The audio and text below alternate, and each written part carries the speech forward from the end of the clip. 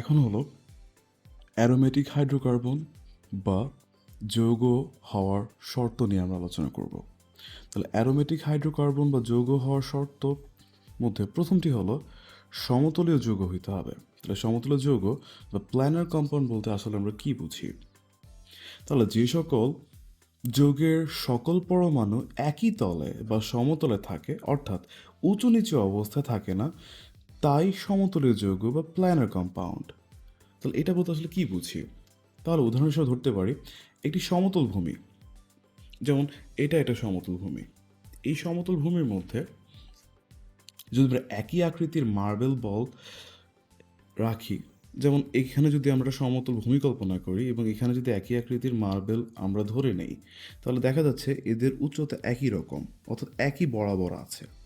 তাহলে এই অবস্থাটাকে বলা হয় সমতলীয় অবস্থা। কিন্তু এরা যদি উঁচু নিচু অবস্থা থাকতো, অর্থাৎ যদি আমরা এভাবে দেখি যে একটি সমতল ভূমি, বাট এখানে একটি মার্বেলের আকৃতি বড়, অন্যটি একেবারেই ছোট, অন্যটি মাঝারি, তাহলে তারা কিন্তু একই সারফেস লেভেলে থাকতেছে না, তাদের মধ্যে উঁচু নিচু অবস্থার সৃষ্টি হচ্ছে। তাহলে এটা অসমতলীয় অবস্থা। অসমতলীয় অবস্থা।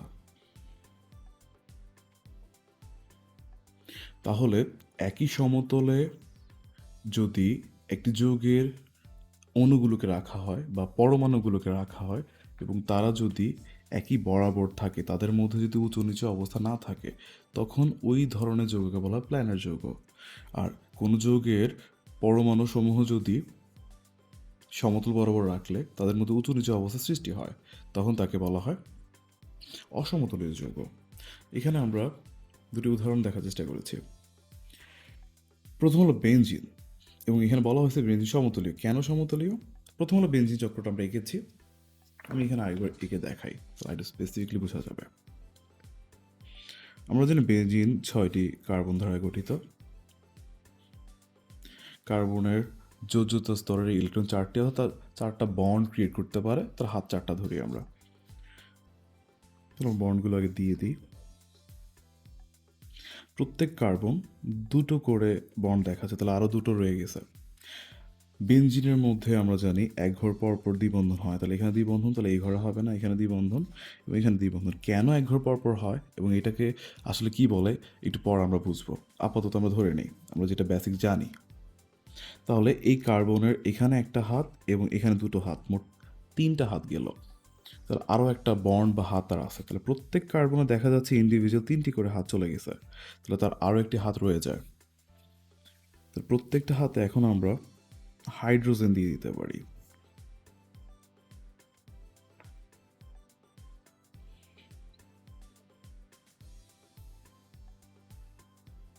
অর্থাৎ তখন বেনজিনটিকে আমরা দেখতে পাবো এভাবে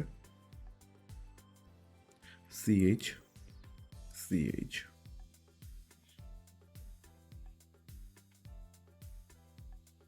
এবং এখানে দ্বিবন্ধন, এখানে একক, এখানে দ্বিবন্ধন, এখানে একক, দ্বিবন্ধন এবং একক। আমরা বক্স করে দিই, তার জন্য স্পেসিফিকলি এই বেনজিন যৌগের প্রত্যেকটি পরমাণু আমরা বুঝতে পারি আলাদাভাবে। তাহলে 6টা কার্বন মিলে 3টি দ্বিবন্ধনের মাধ্যমে বেনজিন গঠিত হলো, যার প্রপার স্ট্রাকচারটা দেখলে এইভাবে দেখা যায়। তিনটা সেম। এখন এটা সমতলে কীভাবে বুঝবো? আমরা যে ভিউটা দেখতেছি এটা হলো ফ্রন্ট ভিউ, অর্থাৎ আমরা যদি একটা জিনিসকে এভাবে দেখি, তাহলে দেখবো যে উপর থেকে দেখতে গেলে দেখা যাবে যে এইভাবে আছে। বাট আমি যদি এটাকে পাশ থেকে দেখার চেষ্টা করি, এভাবে দেখার চেষ্টা করি, যেটাকে আমরা বলবো সাইড ভিউ, তাহলে কি আসবে? অর্থাৎ তখন আমরা দেখব এই অবস্থাটা। অর্থাৎ পাশ থেকে যদি এটা একটা সমতল ভূমি হয়, আর এই প্রত্যেকটি সিএইচকে যদি আমি এখানে একটি একটি করে সাজাই, তাহলে ধরি এটা সমতল এবং প্রত্যেকটা সিএইচকে আমরা যদি সাজাই, তাহলে বেনজিনের প্রত্যেকটি সিএইচ অংশ একই সমতল বরাবর থাকবে, তাদের মধ্যে কোনো উঁচু নিচু অংশ থাকবে না। আর আমরা জানি কোনো যৌগের পরমাণু সমূহ যদি একই সমতল বরাবর থাকে তখন ওই ধরনের যৌগকে আমরা বলবো সমতলীয় বা প্ল্যানার যৌগ। তাহলে বেনজিন একটি সমতলীয় যৌগ, এবং তাহলে বোঝা গেল বেনজিন যেহেতু অ্যারোমেটিক, তাহলে সকল অ্যারোমেটিক হাইড্রোকার্বন সমতলীয়, 1 নম্বর বৈশিষ্ট্য। পাশে আমরা আরেকটি অসমতলীয় যৌগ নিয়ে আলোচনা করছি, তাহলে তোমাদের বুঝতে বা কম্পেয়ার করে পড়তে সাহায্য করবে। এটাও বইয়ে কিন্তু নেই, বাট তোমার বেসিকটা যেন আরও ক্লিয়ার হয়, তুমি যেন বুঝতে পারো যে চক্র থাকলেই আসলে এটা সমতলীয় হবে না, এটা একটু ক্লিয়ার করি আমরা। তো আমরা সেম 6টা কার্বন নিব।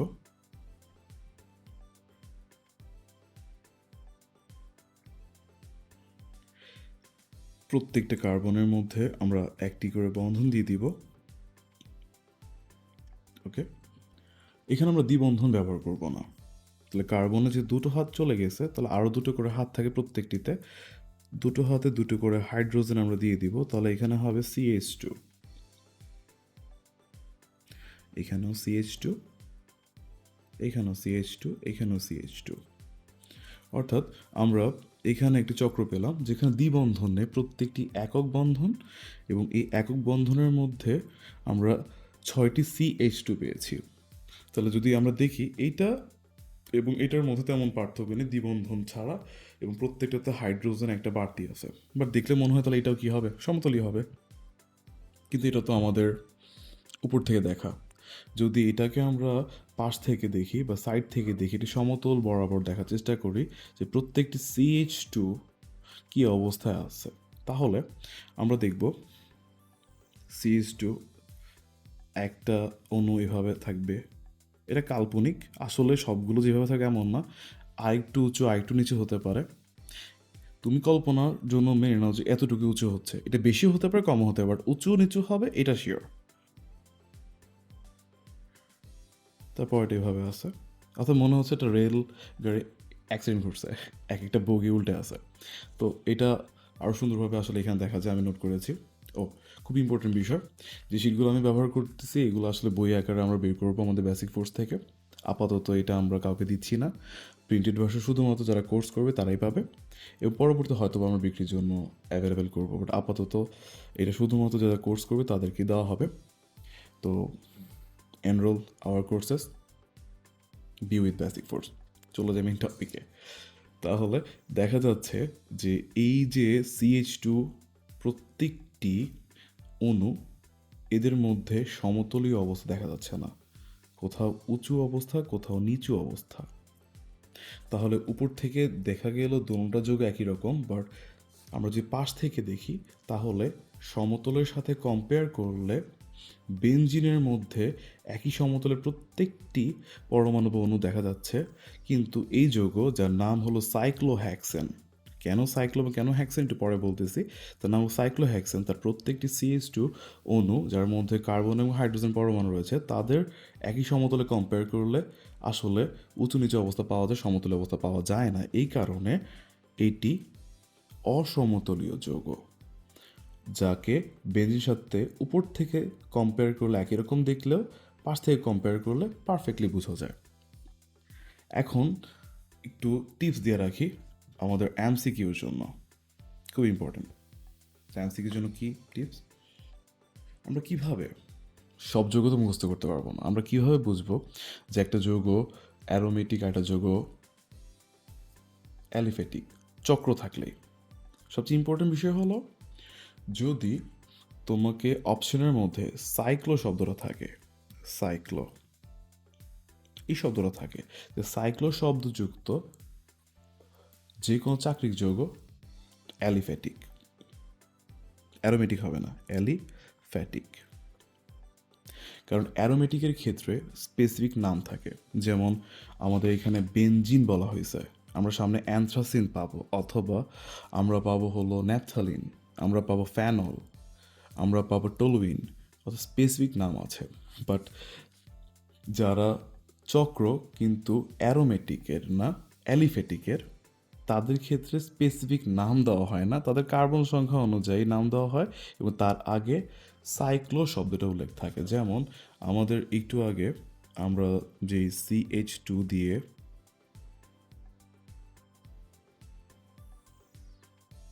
যৌগ ক্রিয়েট করার চেষ্টা করেছিলাম, এর নামকরণটা আমি আসলে কীভাবে করে দেখাই। সাইক্লো শব্দের অর্থ হলো চক্র, তাহলে এখানে একটা চক্র আছে, এই জন্য এটার নাম হলো সাইক্লো। ওকে, ফার্স্ট পার্ট ডান। দেন আমরা দেখব কার্বন কয়টা আছে। কার্বন আছে 6টা, 1 2 3 4 5 6। এখন এই বেসিকটুকু তোমাকে জানতেই হবে যে কার্বন যদি 6টা থাকে তখন নামের আগে আমরা বসাই হলো হ্যাক্স।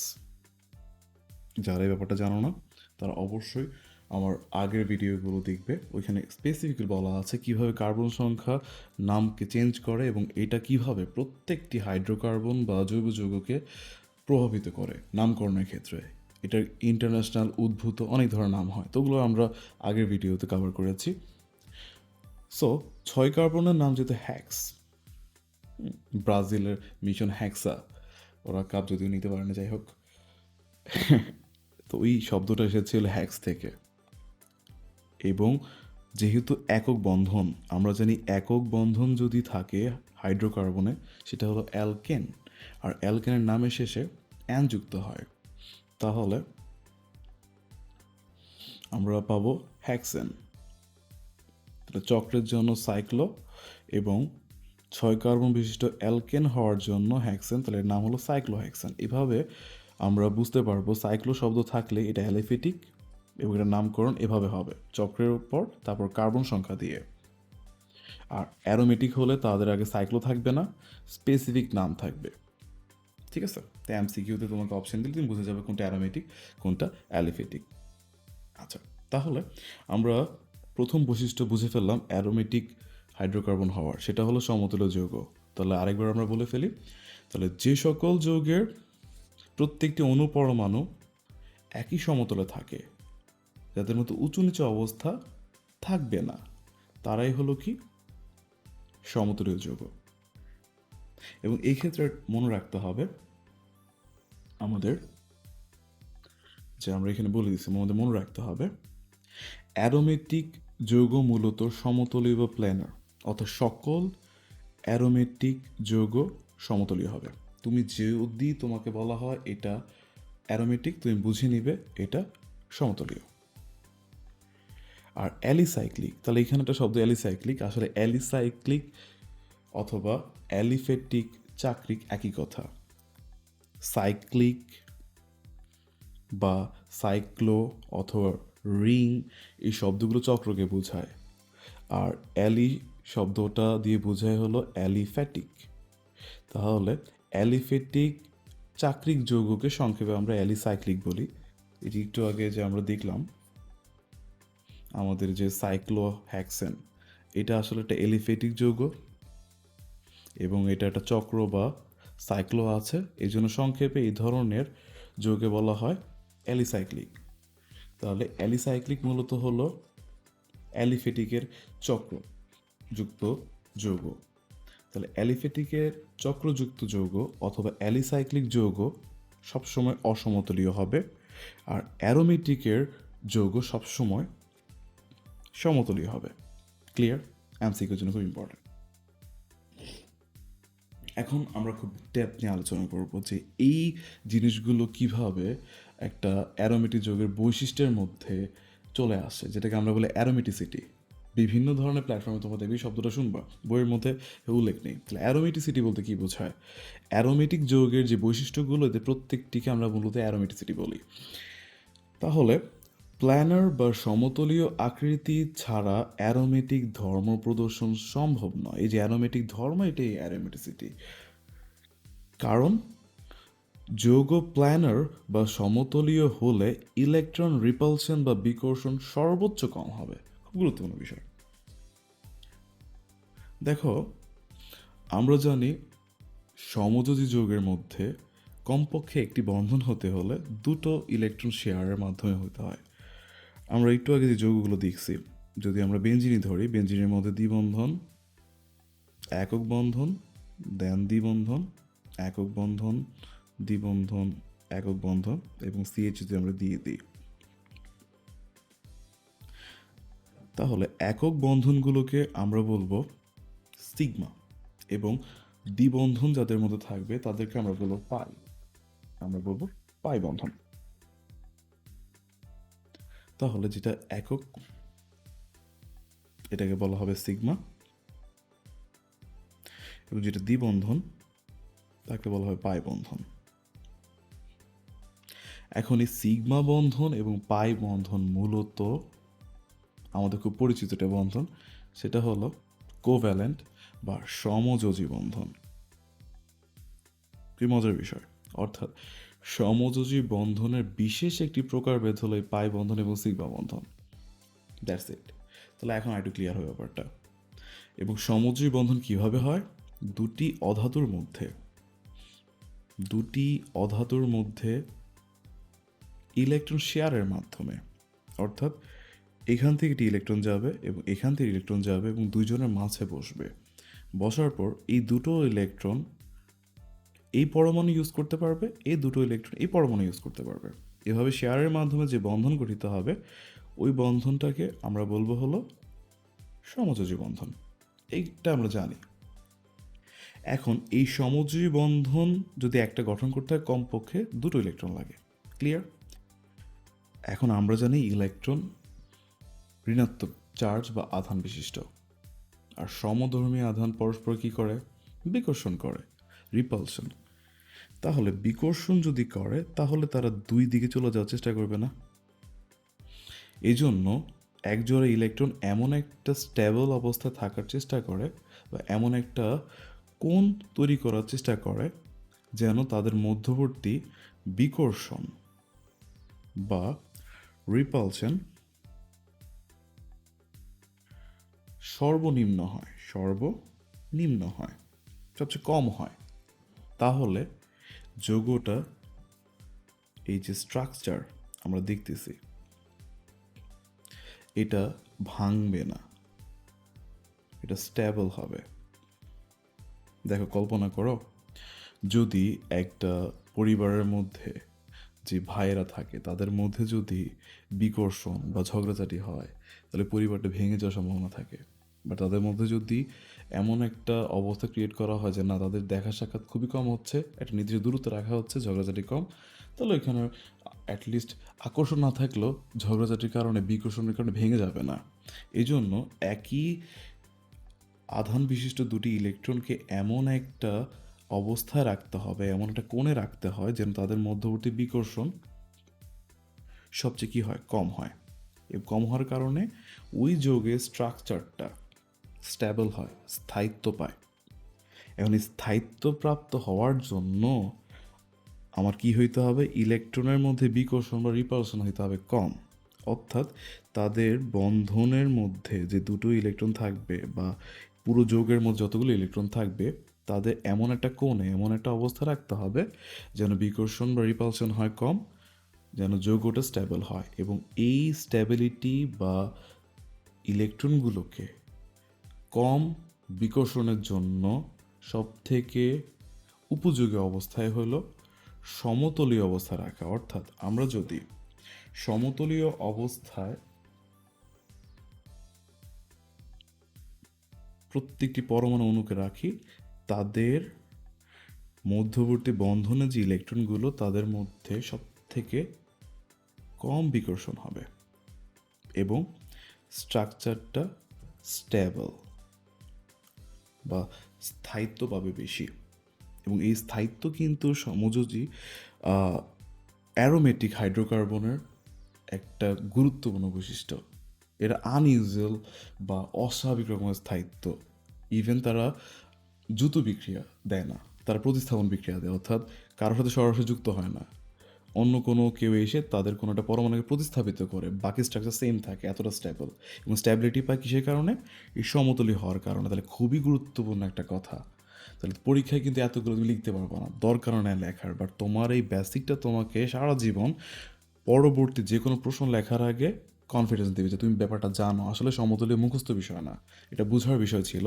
যেটা সমতুল্য যৌগের মধ্যে যখন অণুপরমাণুগুলো একই সমতলে থাকে তাদের মধ্যবর্তী ইলেকট্রনগুলো কম বিকর্ষণ করে, ফলে ওই পরমাণু দ্বারা গঠিত যৌগটি একটি স্ট্রাকচার পায় যেটা স্ট্যাবল বা স্থায়িত্ব অনেক বেশি, এবং এই স্থায়িত্বই যৌগটিকে অ্যারোমেটিক হতে কী করে, সাহায্য করে।